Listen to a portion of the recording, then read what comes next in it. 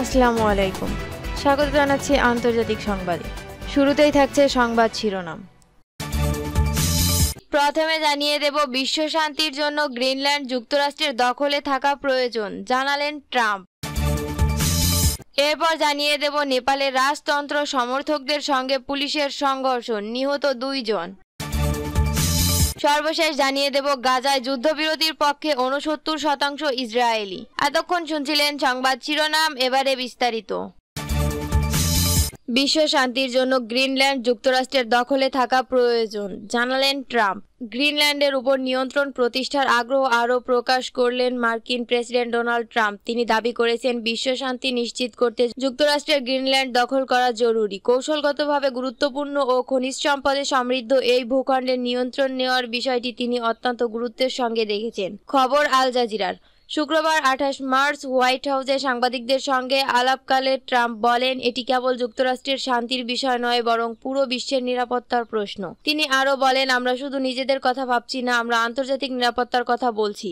যদি যুক্তরাষ্ট্র নেতৃত্ব না দেয়, তবে চীন ও রাশিয়া সেই সুযোগ গ্রহণ করবে। তাই গ্রিনল্যান্ডের মতো কৌশলগত অঞ্চল আমাদের নিয়ন্ত্রণে থাকা প্রয়োজন। ট্রাম্পের এই বক্তব্যের কয়েক ঘন্টা আগেই মার্কিন ভাইস প্রেসিডেন্ট জেডি ভ্যান্স, তার স্ত্রী এবং উচ্চপদস্থ কর্মকর্তা একদিনের সফরে গ্রিনল্যান্ডের মার্কিন সামরিক ঘাঁটি পরিদর্শন করেন। সেখানে অবস্থানরত মার্কিন সেনাদের মধ্যে মধ্যাহ্নভোজে অংশ নেন এবং আঞ্চলিক নিরাপত্তা নিয়ে আলোচনা করেন। ভ্যান্স বলেন, আমি আর্কটিক অঞ্চলের নিরাপত্তা নিয়ে অত্যন্ত উদ্বিগ্ন। আমাদের নেতৃত্ব না থাকলে চীন ও রাশিয়া সেই শূন্য স্থান পূরণ করবে। তিনি আরও বলেন, আমরা গ্রিনল্যান্ডের জনগণের সমালোচনা করছি না, তারা অসাধারণ মানুষ এবং তাদের বিশাল সম্ভাবনা রয়েছে। তবে ডেনমার্কের নেতৃত্ব গ্রিনল্যান্ডের নিরাপত্তা ও উন্নয়নে প্রয়োজনীয় বিনিয়োগ করেনি। এটি অবশ্যই পরিবর্তন করতে হবে। আমাদের নীতি হলো এই পরিবর্তন নিশ্চিত করা। ট্রাম্প প্রশাসন আগেও গ্রিনল্যান্ডকে যুক্তরাষ্ট্রের ভূখণ্ড হিসেবে অন্তর্ভুক্ত করার পরিকল্পনা প্রকাশ করেছিল। 2025 সালের শুরুর দিকে এই বিষয়ে রাশিয়ার প্রেসিডেন্ট ভ্লাদিমির পুতিন বলেছিলেন,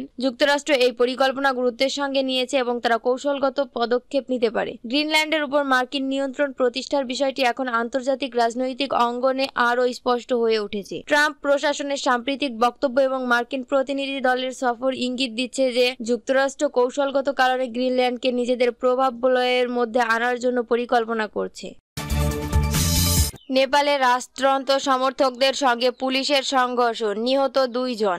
নেপালের রাজতন্ত্র পুনর্বহালের দাবিতে বিক্ষোভকারীদের সঙ্গে পুলিশের সংঘর্ষে 2 জন নিহত এবং কয়েক ডজন আহত হয়েছেন। রাজতন্ত্রপন্থী আন্দোলনকারীরা পুলিশের ব্যারিকেড ভেঙে আইনশৃঙ্খলা রক্ষাকারী বাহিনীর সদস্যের উপর পাথর ছুড়লে বিক্ষোভ সহিংস রূপ নেয়। পরিস্থিতি নিয়ন্ত্রণে পুলিশ কেদানে গ্যাস ছাড়ে এবং রাবার বুলেট ও তাজা গুলি নিক্ষেপ করে। বার্তা সংস্থা রয়টার্স জানিয়েছে, শুক্রবার 28 মার্চ কাঠমান্ডুতে হাজারো বিক্ষোভকারী নিষিদ্ধ এলাকায় প্রবেশের চেষ্টা করলে পুলিশের সঙ্গে সংঘর্ষ শুরু হয়। পরিস্থিতি নিয়ন্ত্রণে রাত 10টা পর্যন্ত কারফিউ জারি করা হয়, যা প্রয়োজনে আরও বাড়ানো হতে পারে বলে জানিয়েছে স্থানীয় প্রশাসন। নেপাল পুলিশের মুখপাত্র দীনেশ কুমার আচার্য বলেছেন, নিহতদের মধ্যে একজন বিক্ষোভকারী ও একজন সাংবাদিক রয়েছেন। নেপালের গণমাধ্যম এভি নিউজ টিভি জানিয়েছে, নিহত সাংবাদিক এক বাড়িতে অগ্নিসংযোগের ঘটনার শিকার হন। অন্য এক পুলিশ মুখপাত্র শেখর খালাল জানান, বিক্ষোভকারীরা একটি ব্যক্তিগত বাড়ি ও একটি গাড়িতে আগুন দেয়। সংঘর্ষে 3 পুলিশ সদস্য সহ মোট 17 জন আহত হয়েছেন এবং অন্তত 3 জন বিক্ষোভকারীকে আটক করা হয়েছে।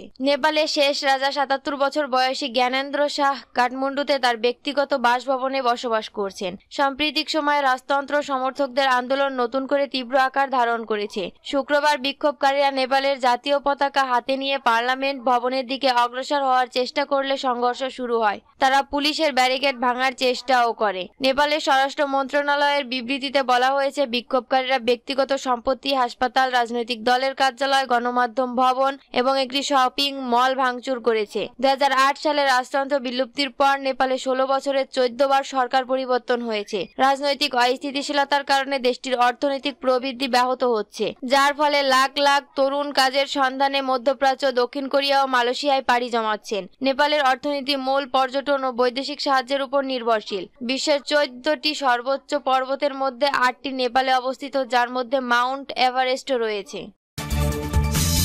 গাজায় যুদ্ধবিরতির পক্ষে 69% ইসরায়েলি। ফিলিস্তিনি প্রতিরোধ আন্দোলন হামাসের হাতে আটক জিম্মিদের মুক্তির বিনিময়ে গাজায় যুদ্ধবিরতির পক্ষে সমর্থন জানিয়েছে 69% ইসরায়েলি নাগরিক। বিপরীতে 21% ইসরায়েলি এই চুক্তির বিরোধিতা করেছেন। শুক্রবার 28 মার্চ ইসরায়েলের চ্যানেল 12-এ প্রচারিত এক জরিপে এই তথ্য উঠে এসেছে বলে জানিয়েছে টাইমস অফ ইসরায়েল। জরিপ অনুযায়ী প্রধানমন্ত্রী বেনিয়ামিন নেতানিয়াহুর জোটের ভোটারদের মধ্যেও 54% যুদ্ধবিরতির পক্ষে মত দিয়েছেন, যেখানে 32% এর বিরোধিতা করেছেন। তবে নেতানিয়াহু সরকার দীর্ঘদিন ধরে 59 জন জিম্মিকে মুক্ত করার বিনিময়ে গাজায় যুদ্ধ বন্ধের প্রস্তাব প্রত্যাখ্যান করে আসছে। তাদের দাবি, গাজা থেকে হামাসকে সম্পূর্ণভাবে উৎখাত করলেই কেবল যুদ্ধ শেষ হবে, যাতে তারা আর ইসরায়েলিদের জন্য কোনো হুমকি সৃষ্টি করতে না পারে। ধারণা করা হচ্ছে হামাসের হাতে আটক 69 জন জিম্মির মধ্যে বর্তমানে 24 জন জীবিত আছেন। তবে ইসরায়েলি সরকার যুদ্ধবিরতির সম্ভাব্য দ্বিতীয় ধাপের বিষয়ে আলোচনা করতে অস্বীকৃতি জানিয়েছে, যদিও মূল চুক্তির অধীনে তারা এতে সম্মত হয়েছিল। যুদ্ধবিরতির সম্মত ধাপগুলো: প্রথম ধাপ অস্থায়ী যুদ্ধবিরতির মাধ্যমে কিছু জিম্মির মুক্তি।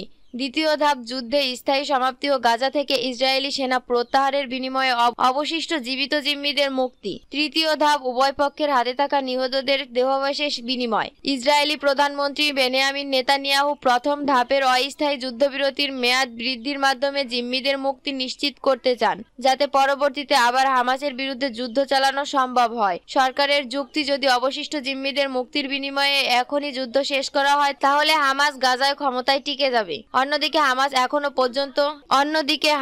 এখন পর্যন্ত যুদ্ধবিরতি ও জিম্মি বিনিময় নিয়ে কোনো চুক্তি প্রত্যাখ্যান করেছে। ইসরায়েলি জনগণের বড় অংশ যুদ্ধবিরতির পক্ষে মত দিলেও নেতানিয়াহু সরকার হামাসের বিরুদ্ধে সামরিক অভিযান চালিয়ে যাওয়ার পক্ষে অনড়। ফলে গাজায় যুদ্ধবিরতি নিয়ে সরকার ও জনগণের মধ্যে মতপার্থক্য আরও প্রকট হচ্ছে।